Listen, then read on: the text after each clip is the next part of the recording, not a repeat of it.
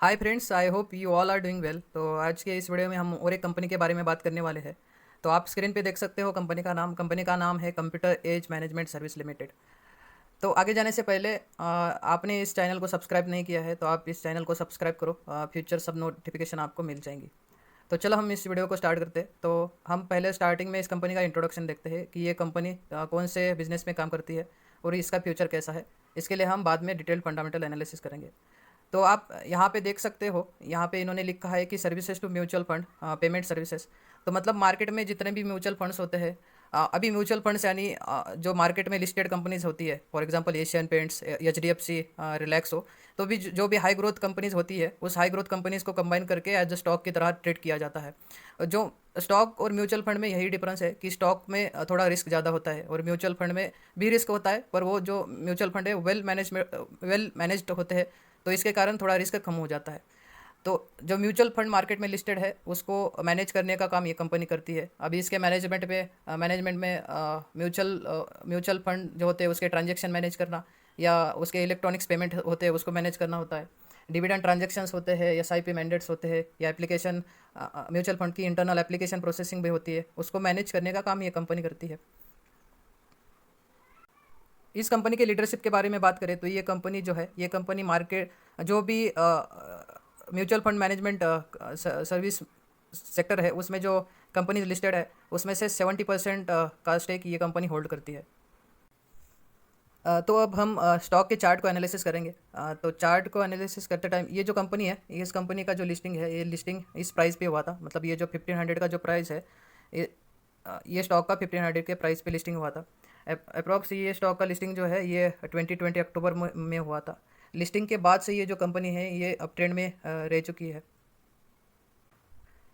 Long term investor जो होता है उसको हर बार जब कोई भी अच्छी कंपनी में फियर होता है तब भी इन्वेस्टमेंट करना चाहिए। तो आप देख सकते हो ये कंपनी में यहाँ पे फियर था, यहाँ पे भी ये कंपनी फेयर में मिल रही थी, और इसके बाद ये कंपनी अभी फेयर में मिल रही है। तो इस कंपनी को बाय करने का आप यहाँ से सोच सकते हो। तो अभी हम इस कंपनी का बाइंग प्राइस देखते हैं। तो आप देख सकते हो मैंने यहाँ पे इस कंपनी के शॉर्ट टर्म सपोर्ट और शॉर्ट टर्म रेजिस्टेंस स्टॉक करके रखे हैं। तो ये जो कंपनी है इसका शॉर्ट टर्म का सपोर्ट यहाँ पे है। मतलब आप देख सकते हो पहला सपोर्ट इस कंपनी का 3000 लेवल पे है। तो दूसरा ये जो कंपनी का सपोर्ट है, ये कंपनी का सपोर्ट 2800 लेवल पे है, और तीसरा जो सपोर्ट है वो 2500 लेवल पे है। और आप अभी भी इस कंपनी की कुछ क्वांटिटी बाय कर सकते हो, क्योंकि ये जो आर एस आई आप देख सकते हो, ये आर एस आई 45 के नीचे होता है, नीचे है। तो मतलब कोई भी कंपनी जो जिसके फंडामेंटल स्ट्रांग होते हैं वो कभी भी फियर में नहीं रहती। वो जब भी उस कंपनी में जब बायर्स बढ़ेंगे वो जो कंपनी है उसका शेयर प्राइस भी बढ़ेगा। तो अभी हम कंपनी के फंडामेंटल्स के बारे में देखते हैं। तो कंपनी का मार्केट कैपिटलाइजेशन है 15,000 करोड़। मतलब ये जो कंपनी है अभी स्मॉल कैप कंपनी है, और ये कंपनी अपने प्रॉफिट बढ़ाएंगी और अर्निंग्स बढ़ाएंगी तो ये कंपनी के प्राइस में भी बढ़त हो जाएंगी। ये कंपनी का स्टॉक का प्राइस टू अर्निंग रेशियो है 57 का। मतलब अभी कंपनी महंगी मिल रही है, but in future mutual fund बढ़ेंगे, म्यूचुअल फंड में लोगों की इन्वेस्टमेंट बढ़ेंगी, तो कंपनी का जो अर्निंग्स है वो अर्निंग्स भी बढ़ेगा और प्राइस टू अर्निंग रेशियो भी कम हो सकता है। आप यहाँ पे देख सकते हो इस कंपनी का रिटर्न ऑन कैपिटल एम्प्लॉयड और रिटर्न ऑन इक्विटी बहुत अच्छा है। मतलब ये जो कंपनी है इसका मैनेजमेंट भी बहुत स्ट्रांग है, और ये जो कंपनी है इसने पास्ट ईयर में बहुत अच्छा खासा रिटर्न दिया है। तो अभी हम कंपनी का प्रॉफिट एंड लॉस स्टेटमेंट देखेंगे। तो यहाँ पे अभी आप देख सकते हो ये जो चार्ट है ये कंपनी का सेल्स का चार्ट है। तो यहाँ पे आप देख सकते हो कि कंपनी के सेल्स में कभी भी डिप नहीं है, कंपनी के सेल्स बढ़ते ही जा रहे हैं। तो यहाँ पे 2017 में 400 करोड़ का था, फिर 600 करोड़ का हो गया, फिर 650 करोड़ का हो गया, फिर 661 करोड़ का हो गया, और फिर 673 करोड़ का हो गया। मतलब कंपनी के रेवेन्यू जो है वो सेल्स जो है इसमें कभी भी आपको डिप नहीं मिलता है। तो अभी हम कंपनी का प्रॉफिट स्टेटमेंट देखते हैं। तो आप कंपनी का प्रॉफिट स्टेटमेंट देखोगे तो कंपनी का जो प्रॉफिट चार्ट है वो भी आपको अप ट्रेंड में दिखता है। तो यहाँ पे कंपनी का 2017 में प्रॉफिट था 107 करोड़, फिर 160 करोड़ हो गया। फिर ये जो डिप आपको दिख रही है ये डिप कंपनी कोविड के केस में, कोरोना के केस में इनका प्रॉफिट डिप हुआ था, उसके कारण ये आपको डिप मिल रही है। उसके बाद कंपनी ने अच्छी खासी रिकवरी की और फिर प्रॉफिट बढ़ा 164 करोड़ का हो गया, और फिर अभी कंपनी का प्रॉफिट बढ़ा है 218 करोड़ का। तो मतलब आप देख सकते हो 2017 में कंपनी का प्रॉफिट था 107 करोड़, और वहाँ से बढ़ के कंपनी का प्रॉफिट हुआ है, यहाँ पे आप देख सकते हो ये कंपनी का प्रॉफिट बढ़ के हुआ है 218 करोड़। मतलब कंपनी ने अपने प्रॉफिट को 2 गुना किया है। मतलब कंपनी अपने प्रॉफिट को बढ़ा रही है, मतलब कंपनी का प्राइस भी अच्छा खासा बढ़ेगा। तो हम बाद में कंपनी का बैलेंस शीट देखेंगे। यहाँ पे आप बैलेंस शीट में देख सकते हो। तो पहले तो हम कंपनी का जो असेट है और जो कंपनी असेट है उसके और प्रॉपर्टीज़ है उसके बारे में देखते हैं। तो ये शेयर कैपिटल कंपनी के एसेट और प्रॉपर्टीज़ के बारे में बताता है। तो शेयर कैपिटल कंपनी का कभी भी डाइल्यूट नहीं होना चाहिए। कंपनी का शेयर कैपिटल हर बार कांस्टेंट रहना चाहिए। तो यहाँ पे आप देख सकते हो शेयर इस कंपनी का शेयर कैपिटल कभी भी डाइल्यूट नहीं हुआ है, कांस्टेंट रहा है। फिर हम रिजर्व्स देखते हैं। तो रिजर्व्स में भी हम देखते हैं तो इसके रिजर्व्स अच्छे खासे बढ़ रहे हैं।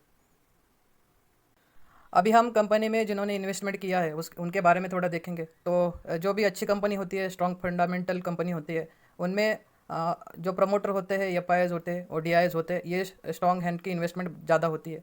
तो इस कंपनी में आप देख सकते हो कि प्रमोटर की जो होल्डिंग है वो 30% होल्डिंग है, 30% होल्डिंग है। फिर जो एफआईआईज है उनकी अच्छी खासी 25% की होल्डिंग है।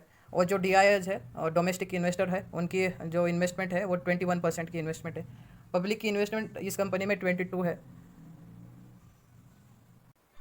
अभी हम कंपनी के शेयर होल्डर का ट्रेंड देखेंगे। तो यहाँ पे आप देख सकते हो, यहाँ पे लिखा है होल्डिंग्स और यहाँ पे लिखा है pledged as percent of promoter share.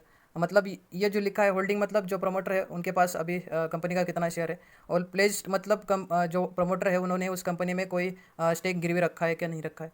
तो यहाँ पे आप देख सकते हो 2020 से लेके जून 2021 तक कंपनी का जो प्रमोटर का होल्डिंग है वो ऑलमोस्ट कांस्टेंट है। मतलब इस कंपनी में प्रमोटर ने अपना कोई भी स्टेक बेचा नहीं है। तो ये बहुत अच्छा पॉइंट है। फिर हम बाद में देखेंगे कि एफआईआईज की होल्डिंग। तो यहाँ पे आप देख सकते हो एफआईआईज ने 20 सितंबर 2020 से लेके जून 2021 तक अपना अच्छा खासा स्टेक इसमें बढ़ाया है। तो मतलब ये जो फॉरेन इन्वेस्टर होते हैं इनको मार्केट का व्यू बहुत अच्छा होता है। और जिस भी कंपनी में एफआईआईज का स्टेक अच्छा होता है उस कंपनी को वेल मैनेज्ड कंपनी बोला जाता है। तो इसके बाद हम डीआईएज का स्टेक देखेंगे। डीआईएज मतलब डोमेस्टिक इन्वेस्टर जो होता है, वो डोमेस्टिक इन्वेस्टर का स्टेक देखेंगे। तो जो भी स्टेक डीआईएज ने बेचा है वो सब स्टेक एफआईआईज ने बाय किया है। मतलब ये अच्छा एक पॉइंट है कि डोमेस्टिक इन्वेस्टर ने अपना स्टेक बेचा है, पर फॉरेन इन्वेस्टर जो है वो इस कंपनी में अपना इंटरेस्ट दिखा रहे हैं। तो अब हम कंपनी के जो पब्लिक है उन पब्लिक का होल्डिंग देखते हैं। तो इस कंपनी में आप देख सकते हो कि पब्लिक का होल्डिंग है, ये पब्लिक का होल्डिंग कम हो रहा है।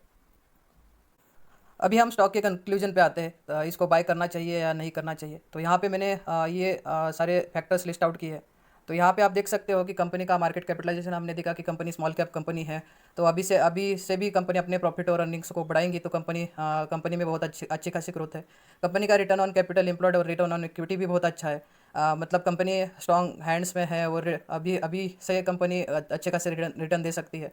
कंपनी का एक नेगेटिव पॉइंट है कि कंपनी अभी थोड़ी महंगे मिल रही है। मतलब कंपनी का प्राइस टू अर्निंग रेशो 50 है, मतलब ये 20 से ज़्यादा है। तो मतलब कंपनी अभी अपने को महंगे मिल रही है। तो ये जो नेगेटिव पॉइंट है ये पॉजिटिव पॉइंट बन जाएगा जब कंपनी अपने अर्निंग्स को बढ़ाएंगी। और ऐसा लगता है कि फ्यूचर में म्यूचुअल फंड्स की ग्रोथ हो सकती है और इस कंपनी का अर्निंग्स भी बढ़ सकता है। हम फिर बाद में हमने देखा सेल्स और एंड प्रॉफिट ग्रोथ। तो कंपनी के सेल्स में और प्रॉफिट में एक बार डिप आया था 2019 में। वो कोरोना के कारण आया था। और उसके सिवा कंपनी में एक भी बार डिप नहीं है। तो ये भी पॉजिटिव पॉइंट है। कंपनी के बैलेंस शीट भी पॉजिटिव है।